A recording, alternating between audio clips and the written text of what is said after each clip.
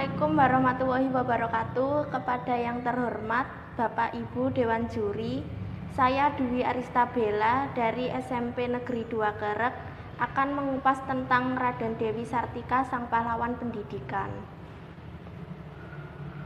Raden Dewi Sartika merupakan salah satu tokoh pejuang emansipasi perempuan, sama halnya dengan R.A. Kartini. Perempuan yang dilahirkan di Cicalengka 4 Desember tahun 1884 ini bercita-cita memajukan pendidikan para perempuan. Dewi Sartika dibesarkan oleh seorang priayi kelas bangsawan Sunda, yaitu Raden Somanegara, dan ibunya yang bernama Nyi Raden Ayu Raja Permas. Kedua orang tua Dewi Sartika juga merupakan pejuang Indonesia yang menentang perintah Hindia Belanda. Akibatnya, mereka mendapat hukuman keras dari pemerintah Hindia Belanda, diasingkan ke Ternate dan terpisah dari Dewi Sartika.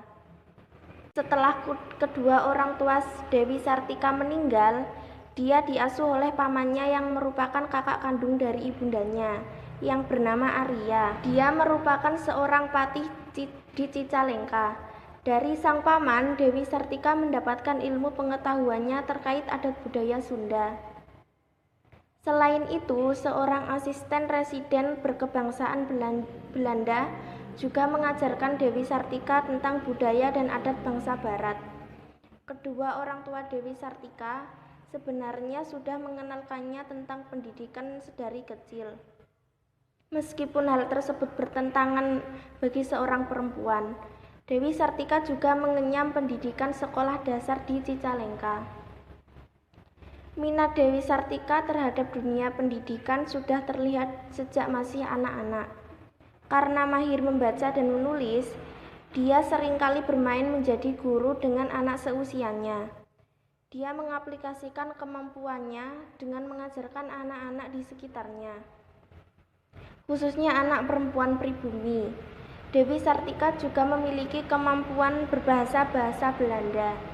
Menginjak usia remaja, Dewi Sartika mulai mengajarkan baca dan tulis kepada warga sekitar. Hal inilah yang menjadi cikal bakal Dewi Sartika agar anak-anak perempuan memperoleh pendidikan yang sama. Pada 16 Januari 1904, Dewi Sartika mulai mendirikan sekolah. Hal ini juga mendapatkan dukungan dari kakeknya, Raden Agung Amartanegara, dan seorang inspektur kantor pengajaran Den Hamer. Dewi Sartika berhasil mendirikan sebuah sekolah untuk kaum perempuan yang bernama Sekolah Isteri.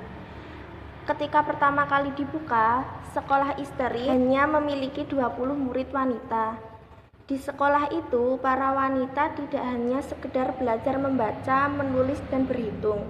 Mereka turut belajar menjahit, merenda, dan belajar agama.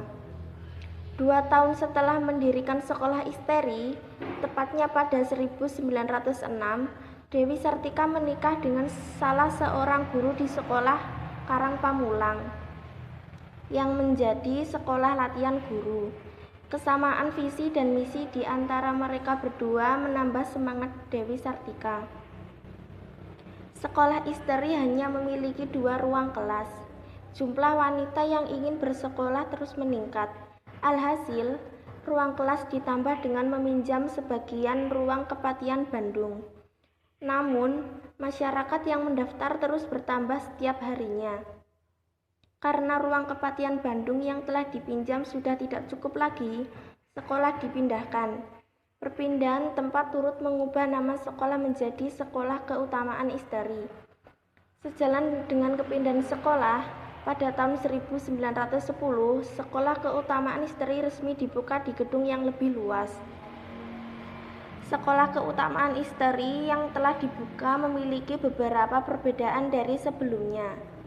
Para wanita tidak hanya diajarkan keterampilan seperti menjahit saja, namun didikan untuk menjadi istri. Gadis-gadis yang nantinya akan menjadi istri mendapat pelajaran bagaimana menjadi ibu rumah tangga yang baik, mandiri, dan terampil. 2 tahun setelah perpindahan sekolah ke Utamanisteri, perempuan-perempuan di tanah Sunda yang memiliki cita-cita yang sama dengan Dewi Sartika mulai berani mendirikan sekolah-sekolah untuk perempuan. Hingga tahun 1912, jumlah sekolah istri mencapai 9 sekolah. Tidak hanya itu, banyaknya sekolah perempuan di Sunda memunculkan kembali ide untuk mendirikan organisasi. Tahun 1913 berdiri organisasi keutamaan istri yang bertujuan untuk menaungi sekolah-sekolah yang telah didirikan di Tasikmalaya. Organisasi ini sengaja dibentuk guna menyatukan sistem pembelajaran dari sekolah-sekolah yang telah dibangun Dewi Sartika. Sekolah Keutamaan Istri kembali berubah nama menjadi Sekolah Keutamaan Perempuan. Pada masa itu, seperempat wilayah Jawa Barat telah berdiri Sekolah Keutamaan Perempuan. Seorang wanita bernama Enci Ramasaleh terinspirasi oleh Dewi Sartika. Dia juga mendirikan sekolah di wilayah Bukit Tinggi. Tahun 1929, Sekolah Keutamaan Perempuan berubah nama menjadi Sekolah Raden Dewi. Bahkan pemerintah Hindia Belanda memberikan apresiasi dengan membangunkan sebuah gedung sekolah baru yang lebih besar dari sebelumnya. Dewi Sartika juga ikut banting tulang untuk membayar pengeluaran operasional sekolah. Dia tak pernah mengeluh dan merasa terobati saat melihat kaumnya bisa memperoleh pendidikan. Dewi Sartika hidup bersama warga dan pejuang di Sunda saat memasuki usia senja. Pada 1947, Belanda kembali melakukan serangan agresi militer. Dewi Sartika bersama seluruh rakyat pribumi dan pejuang lainnya ikut melawan untuk membela tanah air. Seluruh penduduk kemudian mengungsi untuk mempertahankan Indonesia.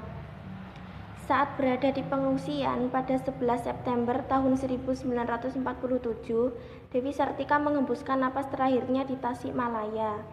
Karena masih dalam situasi perang, pemakaman dan upacara dilakukan secara sederhana. Pemakaman Cigagadon yang ada di Desa Rahayu, Kecamatan Cineam adalah makam dari Dewi Sartika. Usai perang agresi militer, sekitar tahun 1950, makam Dewi Sartika dipindahkan ke Kompleks Pemakaman Bupati Bandung di Jalan Karanganyar, Bandung, sesuai SK Presiden RI nomor 152 tahun 1966. Dewi Sartika mendapat penghargaan sebagai pahlawan nasional, tepatnya pada tanggal 1 Desember 1966. Saat itu juga Sekolah Keutamaan Istri berusia 35 tahun dan mendapat gelar Orde van Oranje Nassau. Demikian yang bisa saya sampaikan. Wassalamualaikum warahmatullahi wabarakatuh.